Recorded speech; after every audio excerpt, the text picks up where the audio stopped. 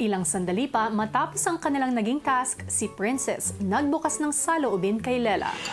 Actually, I had a hard time adjusting. Lalo na yung energy talaga, grabe. Yeah. Siyempre, naubos din ako. Alam mo, hindi mo kailangan may pagsabayan. Kung sila matataas sa energy, okay, ikaw kalmado ka lang. That's the thing.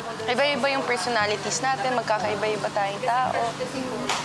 Like, if hindi ganun yung nafe-feel mo, huwag kang makisabay. Don't try to fit in. Sa friends din. Parang, alam mo yung may nasa group setting.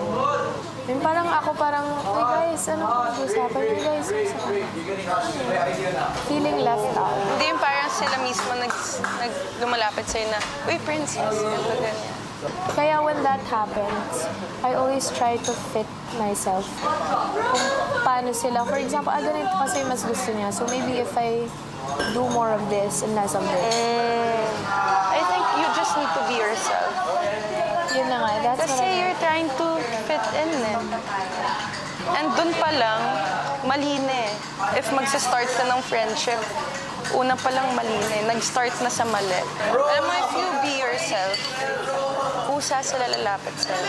Siguro yun yung isa sa crisis ko ngayon. Yeah. Yun yung first step mo. Magpakatotoo ka. Tignan mo kung sino yung lalapit sa'yo. Tignan mo kung sino yung tatanggapin ka talaga ng buo. Masyadong na mahirap yung buhay eh. Hindi mo na kailangan ng taong mas magpapahirap pa. You just need someone na pampagaan lang. Which is a friend, a really good friend. And ako, honestly, you deserve that. Everyone deserves that. I feel so good. Thank you. Thank you, Lela. Welcome. Basta, I needed that pep talk. yep. Can I hug you? Yes. Basta. Thank you.